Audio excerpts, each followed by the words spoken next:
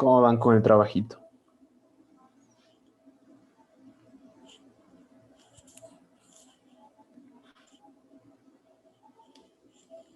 Buenas tardes, profe. ¿Cómo están, Ya muchachos? estamos organizando y haciendo las primeras partes ya. Listo, muchachos, para que me vayan pues compartiendo para los repositorios, para yo también ir chequeando, bueno, eh, lo básico, ¿no? Que me compartan primero el repositorio con el cual van a trabajar para poder ir, o para ya irme adelantando poco a poco conforme a la primera revisión que va a haber este día viernes, ¿ya? Vamos a comenzar con la clase del día de hoy. Lo que es la unidad 4 ya la terminamos de ver, que únicamente hacía hincapié en la parte de desarrollo web, ¿sí? Y pues la diferencia nada más, o establecer la diferencia que existía entre el desarrollo tradicional, que en este caso nos vamos a referir a aplicaciones de escritorio, y pues ahora lo actual, ¿no? Que ya es común el desarrollo de aplicaciones web. Y no solo desarrollo de aplicaciones web, sino también pues la parte de desarrollo de aplicaciones pues para móviles, ¿sí? Para dispositivos móviles en general, o aquellas aplicaciones que pueden utilizarse, las llamadas aplicaciones híbridas, que se utilizan tanto en navegadores como en dispositivos móviles, pues nos dan o parecería que están diseñadas específicamente para el móvil, pero pues se adaptan, ¿no? Se adaptan tanto para un navegador como para el navegador del dispositivo móvil con respecto a esta parte web, ¿no? Ahora lo que vamos a ver es un poquito ampliar unos temitas que ya vimos, pero la parte aquí, lo que habíamos hablado anteriormente de la construcción del software, que es un paso después de, o que se hace con el fin de la parte de administración y configuración del software. Habíamos visto pues que esta administración seguía una serie de pasos que o lo que se busca es formalizar pues para producir software de calidad, ¿no? Obviamente pues tomando en cuenta que siempre va a traernos cambios solicitados por el cliente o cambios dados por alguna falla dentro del sistema, ¿no? Que va pues a obligarnos a corregirlas. Y pues todo nace con las solicitudes de cambios, todo va a nacer pues desde ahí y pues también con el establecimiento de una línea base cuando ya todo está funcional, ir sacando o ir obteniendo el código para modificarlo, obtenerlo del repositorio, realizar los cambios requeridos, realizar las pruebas específicas de funcionamiento y luego pues nuevamente devolverlo al repositorio central para su despliegue a futuro, ¿no?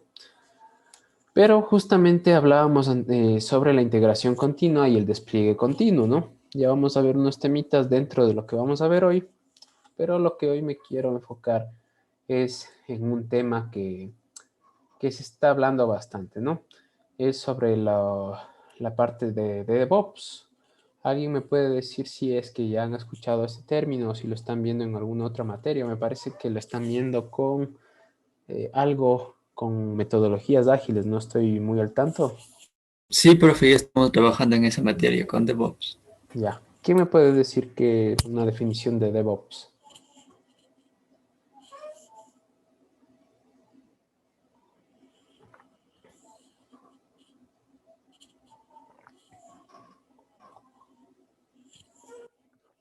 ¿Ya?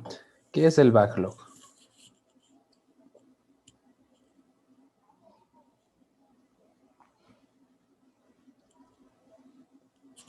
Ya, en este caso ustedes están utilizando, claro, bueno, las tareas de aquí. Ustedes están utilizando, me parece, Azure DevOps, ¿no es cierto?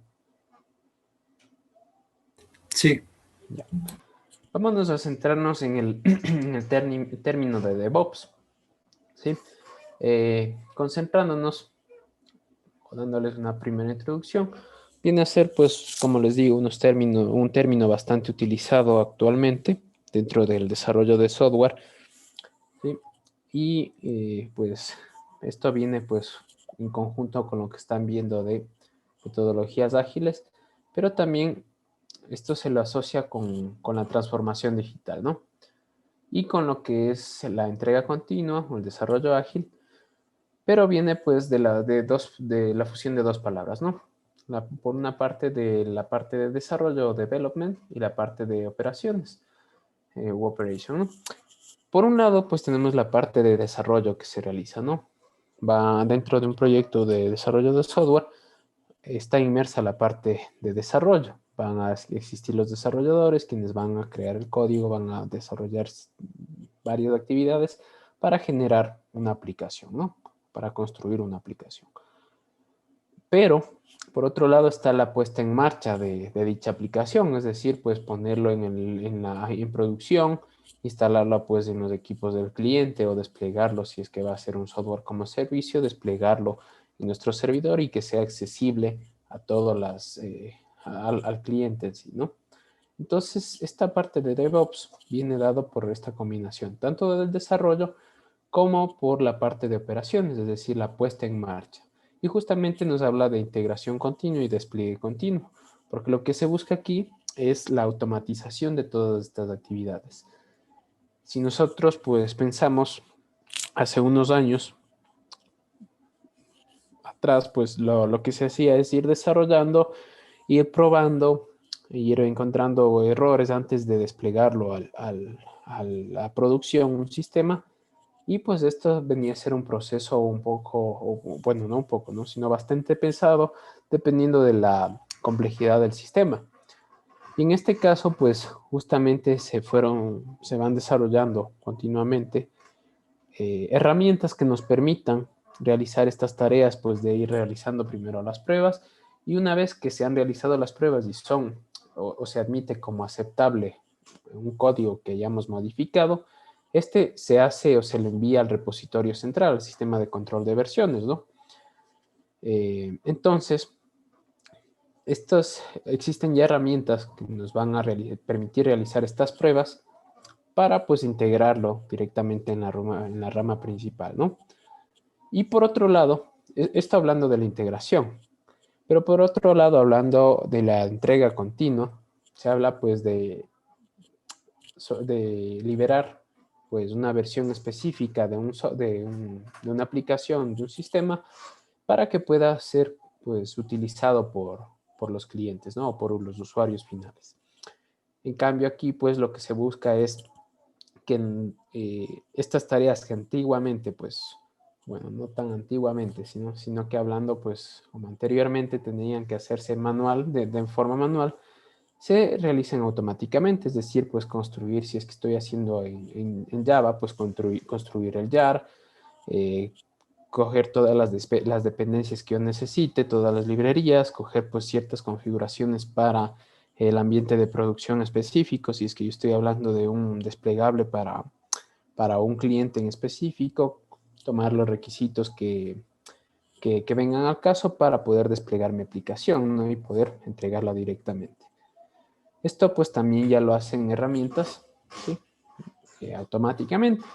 Y es lo que ustedes un poco ya habían consultado sobre las herramientas de construcción del sistema, ¿no? Que pues aquí se define un ciclo, un proceso que va a contener lo que va a ir haciendo, ¿no? Entonces, aquí vendría pues estas bases de lo que es DevOps. Nos dice que, ves, DevOps va a ser una metodología para creación de software, ¿no? Y se va a basar en la integración entre desarrolladores de software y los administradores de sistemas. Entonces, justamente vienen estas dos palabritas, ¿no?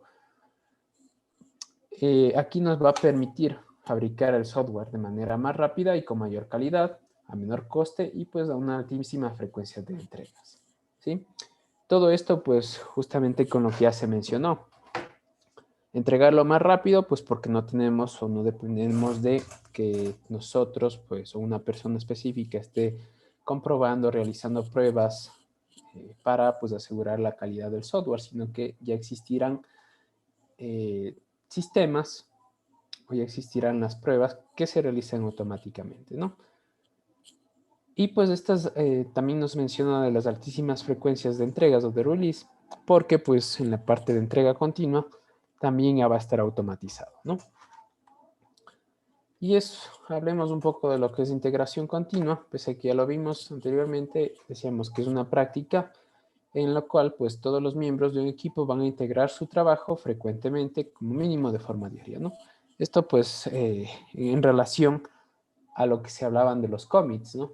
Siempre que hacemos pues o trabajamos un día, tenemos que ir enviando todos los cambios que nosotros hagamos y pues con esta parte de DevOps, las pruebas que nosotros o que deberían hacerse se realizarán automáticamente.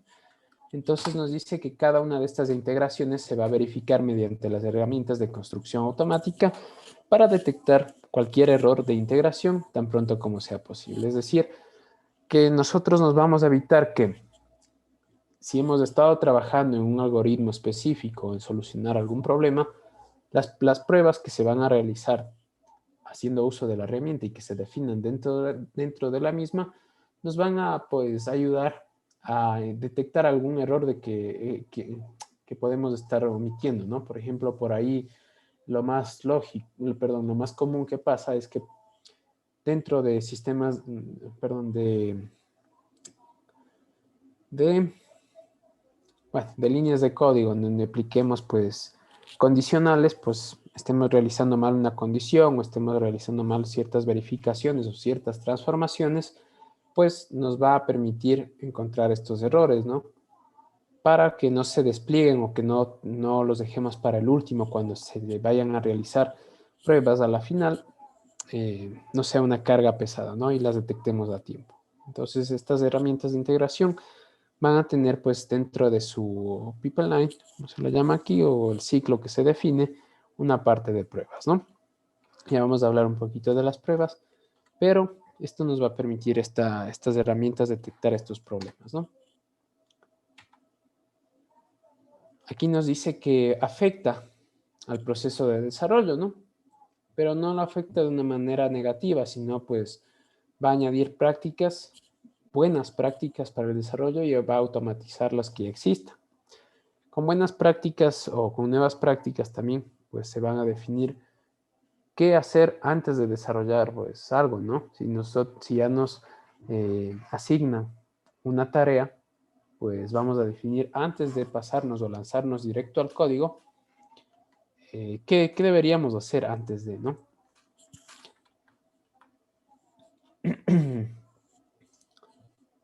Entonces, justamente aquí nos dice que primero se comienza con la construcción de un proceso de continuo de integraciones automáticas, ¿no? Y justamente se le conoce como el pipeline, ¿no? Ahora, nos dice que cualquier nuevo aporte que se ingrese dentro del sistema de control de versiones, hablando de Git, de Subversion, de Mercurial, de SourceSafe, van a guardarse dentro del repositorio, ¿no? Y nos dice, nos dice que el propósito será el de procesar esta nueva versión compilando el código, desplegándolo y testeándolo de manera automática. Y con esto pues se va a devolver un informe a los desarrolladores con los posibles errores que puedan existir dentro de, ¿no? Esto pues justamente para encontrar o para no dejar al último cualquier incidencia que pueda existir.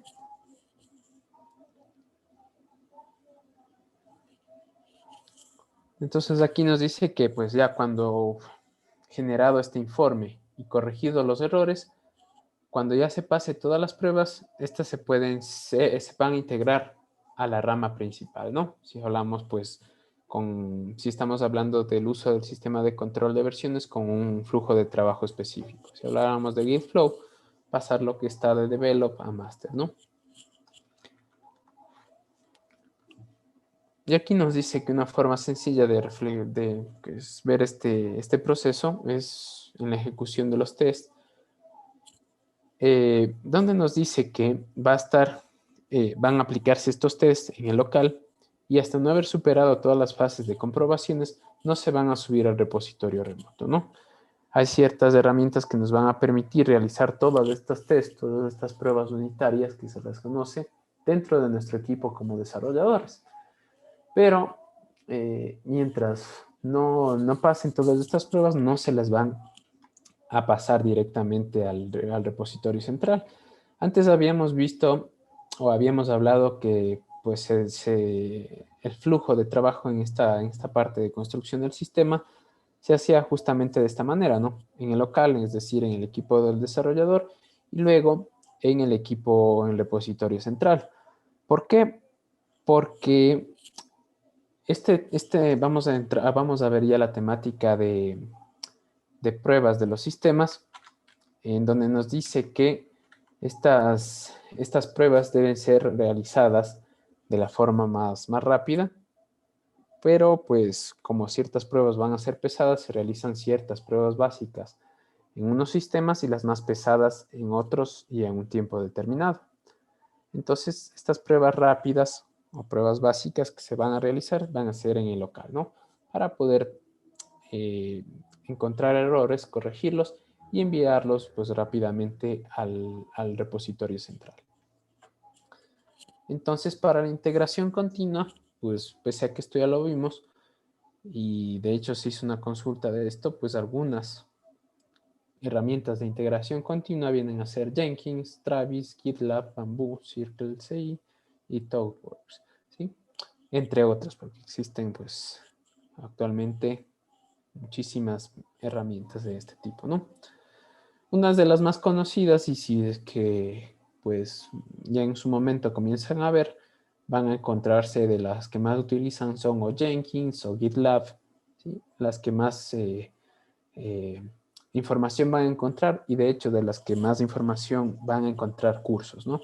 Porque no solo se hablaría pues de aprender directamente consultando, sino que también ya hay cursos que se fijan en esto de DevOps, en esta metodología, o tienen esta filosofía dentro de una organización, y se van a encontrar que pues cursos habrá en su mayoría con Jenkins, y para la parte de gestión de configuración pues se encontrarán con Ansible, con Puppet, con Chef y algunos de los cursos, ¿no?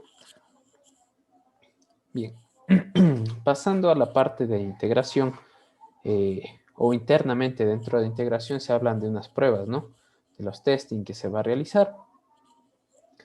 Y pues vamos a ver algunas de las estrategias de testing que existen, ¿no?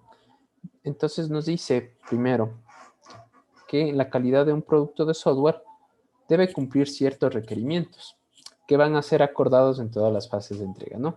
Estos requerimientos se definen en un principio, y pues podríamos decir que se los deja como un estándar, como una base para que cualquier producto que vaya de salida pues debe cumplir con estos estándares, ¿no? Pero pues muchas de las veces todo lo que se refiere a pruebas se lo deja al final. En muchos de los casos, y pues actualmente en muchas tesis que uno se encuentra, la fase de pruebas en el cronograma de desarrollo se lo deja pues para 1, 2 o 3 semanas al final del proyecto. Pero esto viene a ser un problema súper grande al dejarlo a la final, ¿no? ¿Por qué? Porque recién cuando terminemos de desarrollar y apliquemos el testing o realicemos las pruebas, nos vamos a encontrar con muchos errores. Puede darse el caso que nos encontremos con uno o varios errores que nos van a consumir bastante tiempo, ¿no? Entonces, pues aquí con esta frase de que no hay tiempo para poder realizar estas pruebas, pues más bien se va a consumir muchísimo más tiempo, ¿no? Entonces, dentro de esta integración continua se aplican los testing automáticos, definiendo pues pruebas específicas para cada funcionalidad que se vaya a realizar. Entonces aquí nos habla de que la parte de testing o los equipos de testing trabajaban de forma independiente dentro de la empresa, ¿no? Estaban dentro del ciclo de vida del producto, pero como les digo, estaban al final. Iban a realizar pues ciertas pruebas definidas en un checklist, y pues las iban verificando cada vez, ¿no? Iban verificando estas mismas pruebas cada vez que salía una nueva versión del software, ¿no? Lo hacían pues para verificar que no se produzcan errores, ¿no? Pero pues lo que se busca ahora es tener automatizadas estas pruebas que se repiten una y otra vez a través de alguna herramienta, ¿no? Y están dentro de la integración continua que se contemplan estas pruebas. Entonces, aquí nos habla de métodos ágiles de testing o agile testing para acelerar las pruebas, ¿no? Testeando y analizando el código desarrollado, en la que pues cualquier versión que se pase al sistema de control de versiones, pues no vaya a pasar a producción, ¿no? Y que se devuelva o que se notifique que hay errores dentro de esa nueva versión que se haya pues construido, que se haya subido al sistema de control de versiones, para pues evitarse por un lado pérdidas de tiempo debido a una mala integración, es decir, pues que recién se detecten los errores cuando el usuario, el cliente final esté utilizándolo, y pues también esto también puede producir o generar información errónea, ¿no? Entonces lo óptimo sería que antes de que se libere, que salga a producción, se pruebe, ¿no? Entonces aquí nos habla de que estas tests deben cumplir con una definición de un acrónimo que se llama FIRST, ¿sí?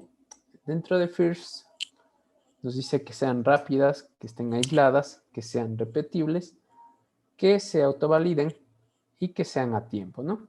Si nos fijamos, pues sería este acrónimo, ¿no? Entonces, primer punto, que sean rápidas. En cuanto más rápido se ejecuten estos tests, mayor será la frecuencia con la que se van a ejecutar. Es por eso que se dice que en el local, en el equipo pues, del desarrollador, se van a aplicar pruebas rápidas, pero que de alguna manera pues me aseguren ya algo de calidad dentro del desarrollo, ¿no? Y las más pesadas pues se van a aplicar dentro del sistema de control de versiones, que ya va a ser un servidor dedicado y que tendrá el tiempo y los recursos necesarios para aplicar este tipo de pruebas, ¿no? Pero pues las básicas deben cumplir con esto, ¿no? Que estén aisladas, nos dice que estas pruebas deben ser independientes. Si hablamos pues de código, nos dice que si nosotros estamos generando una clase en la que tiene varios métodos, debemos generar pues o debemos realizar las pruebas de forma independiente, es decir, que no necesitemos de otro método para poder probarlas, ¿no? Que no exista esta dependencia, ¿no? Es decir, que si en una clase tuviéramos tres métodos, el método A, el método B y el método C, pese a que fueran dependientes dentro del código, el A y el B, en las pruebas debemos generar las pruebas, el diseño de estas pruebas no deberá depender de los resultados de A para ejecutar B, sino que deberemos pues generar lo suficiente para poder probar o solo B o solo A, ¿sí? Que sean repetibles nos dice que nos va a devolver información sobre si han tenido éxito o no. Y con estos, y pues deben obtenerse estos mismos resultados cada vez que se ejecute, ¿sí? También nos dice que se autovaliden. En este caso nos debe decir si pasan o no las pruebas, ¿no? No deben darnos ambigüedades en cuestión a la información de que pueda producir una prueba, ¿no? Es o bien pasa o bien pues no pasa esta prueba, por tanto se debe corregir, ¿sí? Entonces nos dice que nos debe dar un resultado inequívoco descartando cualquier ambigüedad. Y el timely, que deben desarrollarse en el momento oportuno, ¿no? Aquí nos dice que el desarrollo de estos test debe realizarse antes del producto y se va aquí a definir el comportamiento del código que se pretende construir. Aquí hablamos pues de que antes de que nosotros nos lancemos a codificar, debemos ya definir el funcionamiento del código, ¿no? Por ejemplo, si nos piden realizar un método que realice una suma de dos números, nosotros antes de lanzarnos a construir, a desarrollar el método, primero debemos pensar que cómo sería la cabecera y qué debería devolvernos. Por ejemplo, si yo digo una suma, un método que sume dos números, debo pensar que le voy a pasar los dos números, ¿no es cierto?, como parámetros, y este a su vez me va a devolver el resultado de la suma. Este sería pues antes de lanzarme al código. Ya tengo pues definido que así pues, va a funcionar, pero pues ya voy pensando en la prueba, ¿no? Si le paso 2 números, me debería devolver un número específico, ¿no? Para generar ya las pruebas y luego lanzarme ya a codificar, ¿no?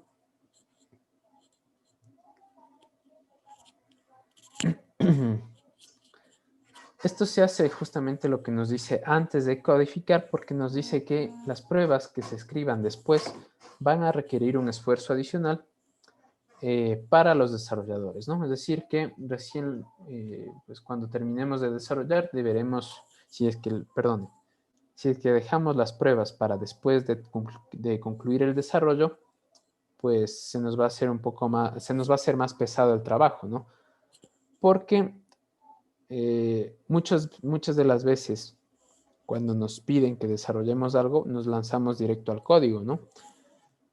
Y por ahí podemos generar pues varios métodos que no siempre son los más óptimos o los generamos sin haber pensado en su funcionalidad y puede darse en que realmente no los utilicemos, que definimos pues ciertos métodos para realizar cierta tarea, pero a la final pues estaríamos generando o no los estamos utilizando, ¿no?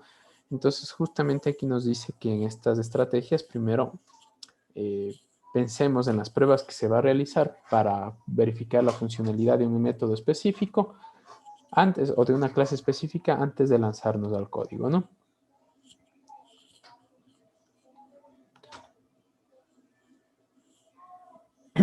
Aquí nos habla de un conjunto de pruebas que se realizan, ¿sí? en las fases de desarrollo del software.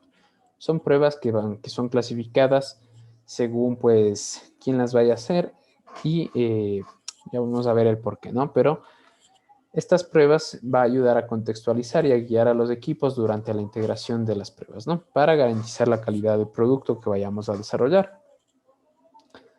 Tenemos cuatro tipos o una clasificación de 4 pruebas, las cuales están pues ahora mismo en pantalla, ¿no? Dentro de estas pruebas que se están marcando, vamos a señalarles aquí, tenemos las pruebas de cara pues al negocio o las que están orientadas al negocio y orientadas a la tecnología, ¿no? Son los enfoques que tenemos aquí de forma horizontal y de forma vertical. En cambio tenemos estas dos de acá que vienen a ser específicamente para soporte a los desarrolladores del lado izquierdo y pues este de Critiquing the Solution es para, bueno, la traducción sería para criticar el producto, pues es para encontrar funcionalidades que van en contra de las necesidades del usuario, ¿no? Que por ahí pueden haberse realizado por, eh, o que se van fuera, perdón, de los requisitos del usuario, ¿no? Es decir, que por ahí pudimos haber realizado alguna funcionalidad que no estaba contemplada en el sistema y que va a estar fuera de lo que se ha solicitado, ¿no? Estas 4 tipos de pruebas están definidas por bueno, vamos a definirlos por los cuadrantes, ¿no? 1, 2, 3 y 4. Cada uno va a tener su funcionalidad, ¿no? Vamos a ver las primeras. Voy a borrar esto de aquí. Ya. Las primeras, o el primer cuadrante, empezando desde la parte inferior izquierda, vienen a ser las pruebas unitarias, ¿no? Y las de pruebas de componentes, ¿no? Estas pruebas son escritas por desarrolladores y se van a ejecutar antes y después de cualquier cambio, ¿no? Y nos van a servir para confirmar que el sistema, pues, va a funcionar correctamente. De estas pruebas son las que se van a automatizar, ¿no? Y con esta automatización se va a reducir el tiempo dedicado para estas pruebas, ¿no? Es decir, los vamos a encargar a la herramienta, vamos a tener que definirlas, eso sí, pero la final las que aplicarán cada vez que desarrollemos algo nuevo va a ser la herramienta directamente, ¿no? Luego tenemos las del cuadrante 2, que son las pruebas funcionales o las pruebas de aceptación del usuario, y se guían en las historias de usuario que se van generando, ¿no? Van a permitir validar al sistema desde un punto de vista más técnico, ¿sí? Pero ya estas son las que se definen desde el punto de vista de las historias de usuario, ¿no? También se automatizan y pues, pero entran en otra clasificación, ¿no?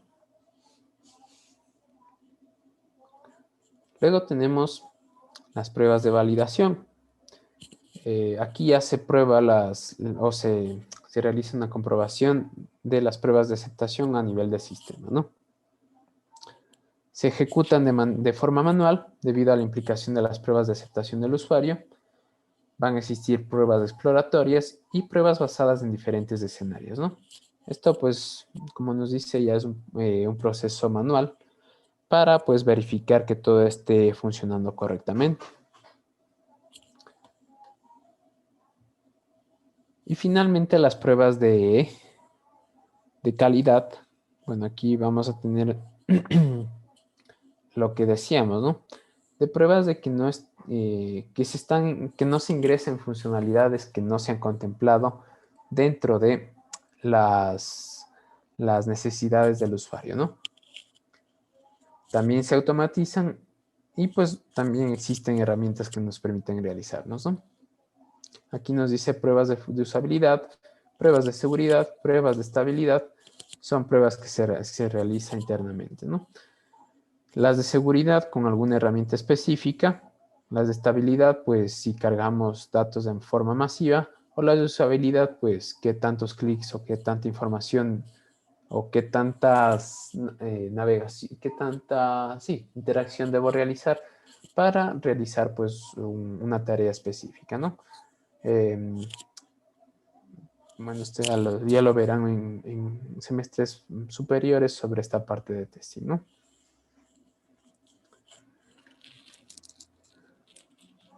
Bueno, aquí está nuevamente explicado de la parte de estos enfoques que teníamos del business facing y de technology facing, que pues estaban orientados al negocio, que eran comprensivos para el usuario, y las otras en el enfoque a la tecnología, ¿no?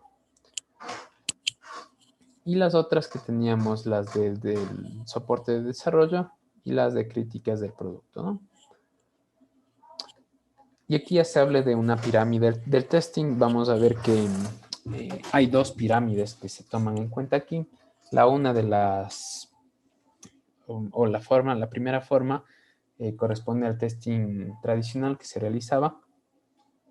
Y la otra, pues, con la filosofía de Agile Testing, ¿no? Entonces, aquí tenemos, por un lado, las pruebas tradicionales, que lo que se enfocan es en encontrar errores, ¿no? Encontrar bugs. Pero por otro lado, están el testing ágil, que lo que busca en cambio es prevenir bugs, ¿no? Y vemos, o parecería que están invertidas, pero si nos fijamos son pesos que se le va a dar a cada una de las actividades dentro de este enfoque de testing, ¿no?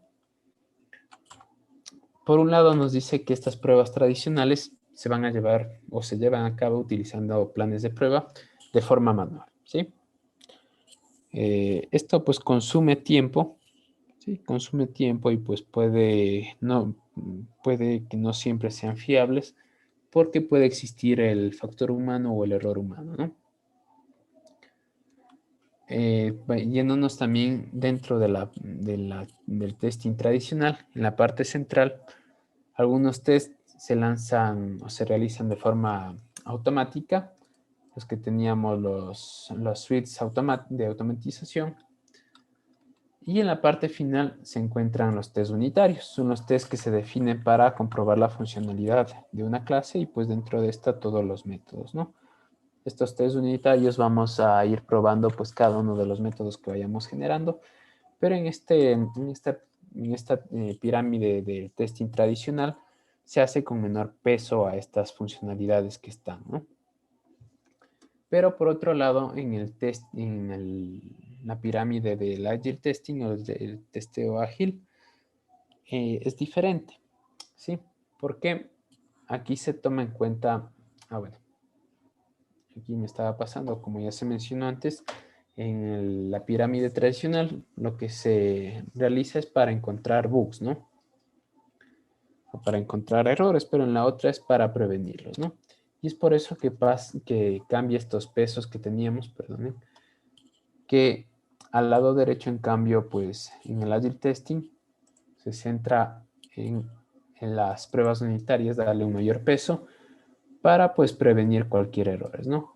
Están también las pruebas de aceptación que se pueden definir y pues con un menor peso las pruebas de automatización de la interfaz de usuario. Estas con un menor peso porque la parte de interfaz de usuario puede ser bastante cambiante y pues estas pruebas deben ser generadas cada vez, ¿no? Pero en la parte de automatización con las pruebas unitarias se van definiendo conforme las funcionalidades que se va a tener, ¿no? Por ende, pues va a existir un mayor control, sí, una mayor generación de este tipo de pruebas. Justamente para prevenir cualquier problema que pueda existir, ¿no?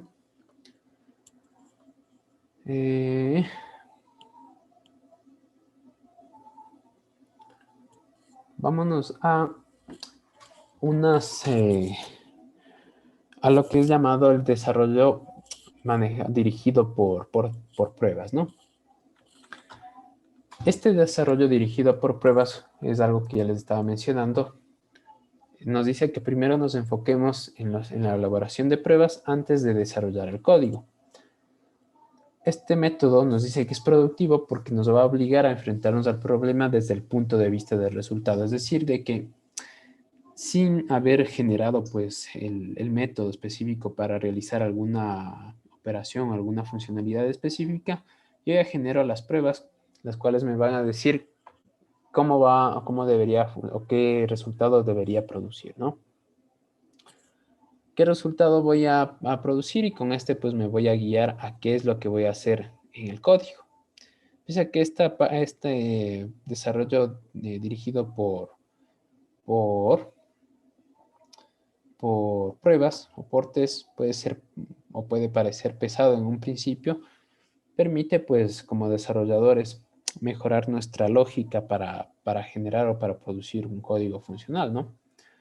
Y nos dice aquí que los bugs que se detecten van a servir para ampliar el conjunto de pruebas y hacerlas a su vez más robustas, ¿no?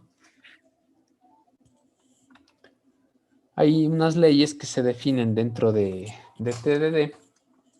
Nos dice que no se debe escribir ningún código antes de haberse escrito el test unitario que falle. Luego, no se debe escribir más de una prueba que falle en ejecución o en compilación. Y no se debe escribir más código que el suficiente para hacer pasar el test actual. No puede no tener sentido esto en un principio, pero esto va de la mano con lo siguiente. Dentro de TDD se habla del resetting factor, que es un microciclo que justamente va de la mano con este desarrollo dirigido por pruebas, que nos dice lo siguiente, ¿no? Primero, se debe definir una prueba que falle, es decir, si me han pedido que genere un método que sume, pues yo genero una prueba que va a fallar porque aún no tengo el código, ¿sí? Solo pongo, por así decirlo, la cabecera, ¿no? Pongo la información y debería, pues, realizar la funcionalidad específica, llamar al método, pero este va a fallar porque aún no existe, ¿no? Pero ya sé qué es lo que voy a probar. Segundo, cuando ya tengo este test fallido, voy a tener que implementar el código mínimo para hacer que esta prueba pues pase, ¿no? Y en este caso pues viene a pasar a verde, ¿no? Rojo pues con la analogía de que está fallando, verde de que ya ha pasado, y el refactor se va a centrar en la limpieza del código, en mejorarlo o eliminar código innecesario para mejorarlo, ¿no? Y pues aquí tenemos un gráfico, ¿no? Los tres pasos de este ciclo, ¿no? En rojo, ¿qué quiero que el código haga? El verde, ¿cómo va a hacerlo el código? Y la refactorización, ¿cómo puedo improvisar? ¿Cómo puedo, perdón, mejorar el código? ¿Sí? Todo esto sirve pues dentro de la automatización de pruebas para la parte de integración continua para entregar o generar código o programas con calidad, ¿no?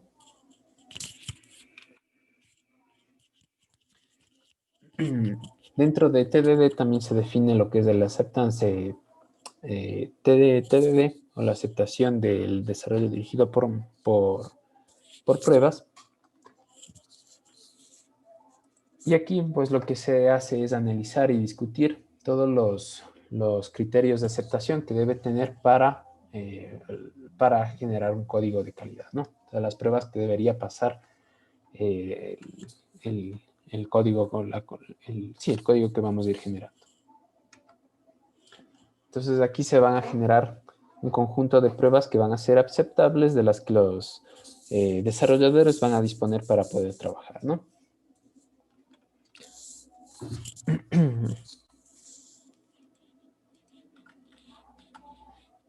Y por otro lado viene la automatización de pruebas unitarias, nada más que nos dice que los desarrolladores van a poder utilizar frameworks para elaborar sus pruebas y con ello asegurar que cada componente, cada método, cada clase funcione correctamente y pues con ello prevenir cualquier falla, ¿no? Entonces aquí nos dice que todas estas pruebas que se vayan definiendo se van a ejecutar automáticamente y se va a notificar al equipo para asegurar pues que todo está yendo bien, ¿sí? Esto en cuanto al enfoque de lo que son pruebas, que está dentro de lo que es DevOps, ¿no? Una vez pues hablando de esto de pruebas, se entraría ya a lo que es la entrega continua. Y pues nos dice que es una evolución, perdón, de la integración, ¿no? Entonces lo que nos dice es que ya cuando ha pasado todas estas fases de integración, de que es el código aceptable, también pues se puede automatizar el despliegue a producción, ¿no? Nos dice aquí que con este proceso se puede evitar largas puestas en producción o posibles errores que puedan producirse, ¿no? Con las pruebas que ya se han realizado. En la entrega continua lo que se hace, como habíamos dicho, es pues ya simular eh, los ambientes reales donde se va a ejecutar la aplicación y pues con ello pues evitar cualquier problema que se pueda dar, ¿no?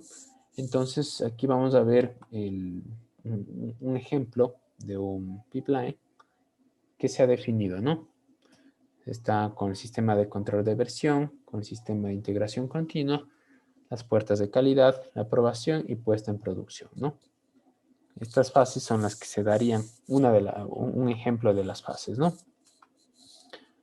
Y pues para las herramientas que existen para realizar esta entrega continua, se pueden utilizar como las mismas que se mencionaron antes o a su vez las herramientas que ustedes habían ya consultado para la parte de gestión de configuración, como Loran Puppet o como los Chef o Salpstack, cualquiera de ellas, ¿no? Dependerá cada una de ellas si me permite realizar esta entrega continua, ¿sí? Hasta aquí, no sé si tienen alguna pregunta.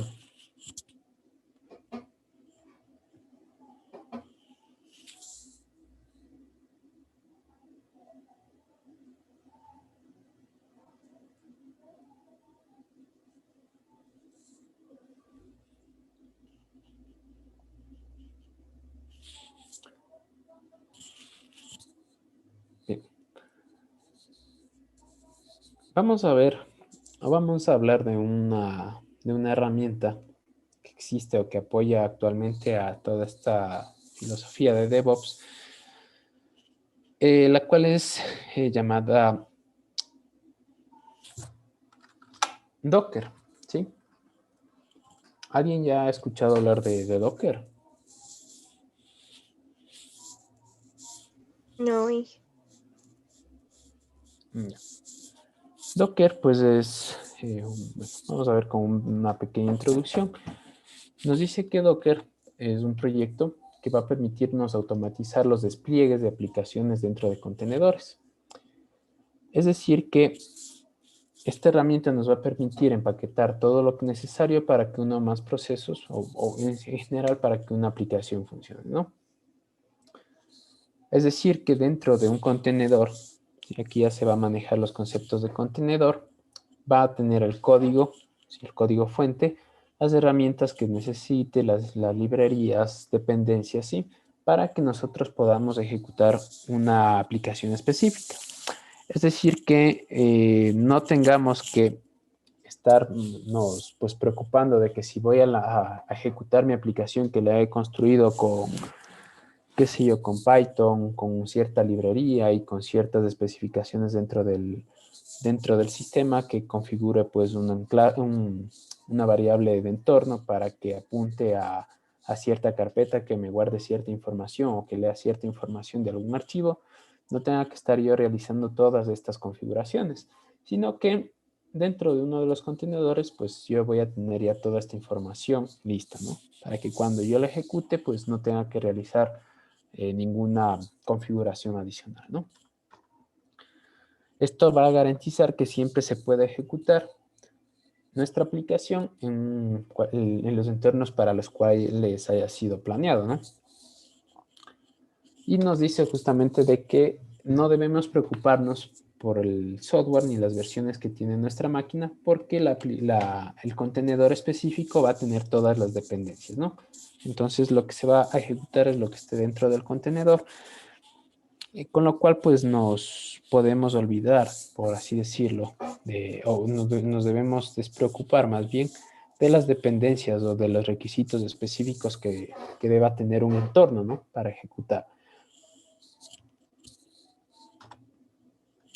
Algunas de las características son la portabilidad, que en este caso nos dice que se puede desplegar en cualquier sistema sin la necesidad de volver a configurar o realizar alguna instalación específica, ¿no? Porque todas las dependencias ya van dentro del contenedor, ¿no? Nos dice que es ligero, porque aquí nos dice que dentro de Docker, dentro de un contenedor, va a tener solo lo necesario para trabajar, lo que lo va a diferenciar de una máquina virtual, porque no vamos a tener que virtualizar pues ciertas dependencias que vayan a necesitar, sino que se las envía dentro del contenedor, con lo cual nos dice que no se va a tener que virtualizar un sistema operativo completo para que nuestra aplicación determinada funcione, ¿no? Sino que se le mandará con lo básico, ¿no? Y todo se va a ejecutar dentro del contenedor. Nos dice también que va a ser autosuficiente porque, y bueno, viene relacionado con lo anterior, ¿no? No contiene todo lo de un sistema operativo, ¿no? Solo lo que necesite, solo librerías, archivos, configuraciones para pues, que se ejecute nuestra aplicación, ¿sí? Y los usos que se les da, se los da justamente en los entornos de integración continua para pues generar el ejecutable, podríamos decirlo, para pues ponerlo a funcionar en algún lugar específico, ¿sí? También nos garantiza la integridad de aplicaciones en diferentes entornos. Y esto pues hace que sean fácilmente desplegables, portables y desechables, ¿no? Esto en cuanto a este tipo de entornos, ¿sí? O los usos que podemos darle a Docker. Las ventajas pues de usarlo es que se inician en pocos segundos, es decir, a diferencia de virtualizar pues cierto sistema operativo pues para correr alguna aplicación específica, podemos nosotros levantar, por así decirlo, un contenedor para poderlo ejecutar y esto no tomará mayor tiempo, ¿no? Se pueden replicar, se puede automatizar y se puede integrar pues, en los entornos de integración continua, si hablamos pues de las herramientas que antes hablamos, y el más importante es que consumen menos recursos que una máquina virtual común, ¿no? Porque solo va a tener lo básico para funcionar.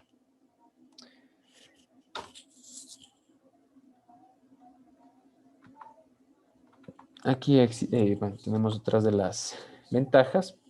Nos dice que va a existir mayor rendimiento que una virtualización tradicional porque no vamos a tener que utilizar un hipervisor, ocupa menos espacio se pueden aislar dependencias de una aplicación en el host. Es decir, pues si yo tengo una aplicación que utilice Postgres 8 y otra que utilice Postgres 9, pues van a estar completamente aislados, ¿ya? No, sí, no va a haber esa problemática de que pueda pues juntarse o me pueda dar problemas porque una esté apuntando a una aplicación u otra, ¿no? Sino que dentro de estos contenedores cada uno tendrá lo que necesita para funcionar.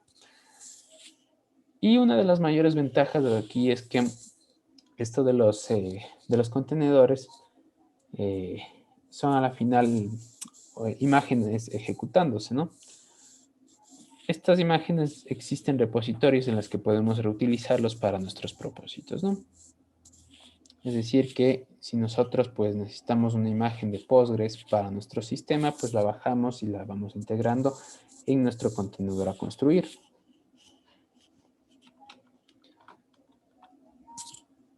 Pero así como hay pues ventajas, también podemos ver ciertas desventajas, ¿no? Una de ellas, que bueno, realmente no es tanto una desventaja, sino que está pues enfocada en la parte de Unix, es decir, que yo no voy a poder instalarla directamente en Windows, sino que voy a tener que instalar algo adicional dentro de Windows para poder utilizarla.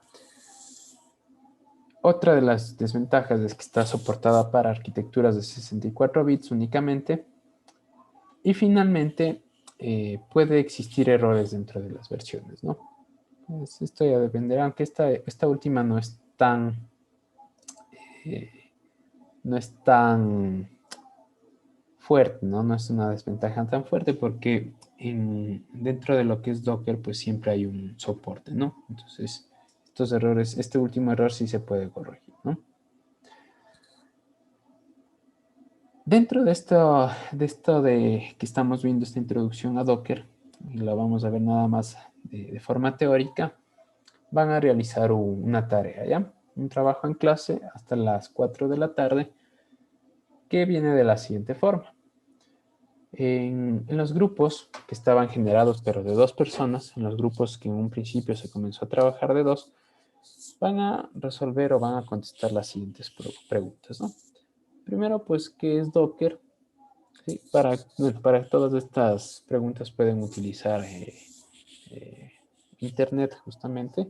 Pueden realizar las consultas directamente en la web de Docker o en otros sitios.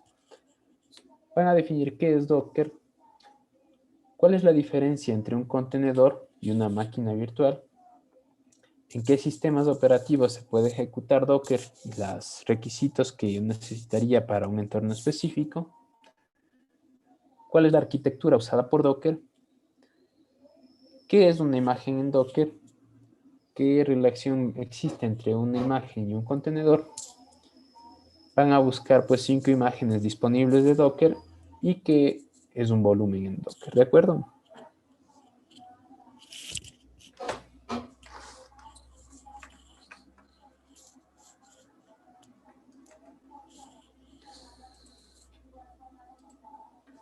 Esta tarea está hasta las 4 de la tarde, ¿de acuerdo?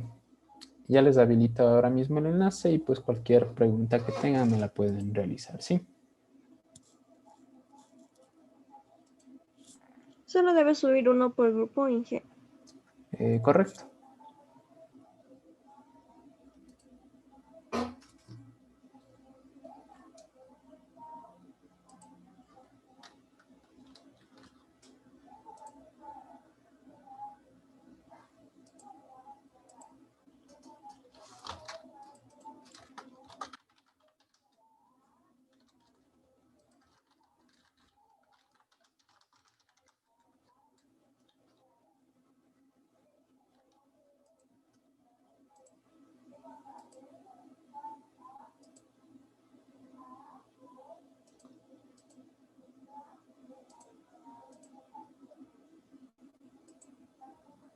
Ojo muchachos, utilizar sus propias palabras para realizar el trabajo, ¿ya?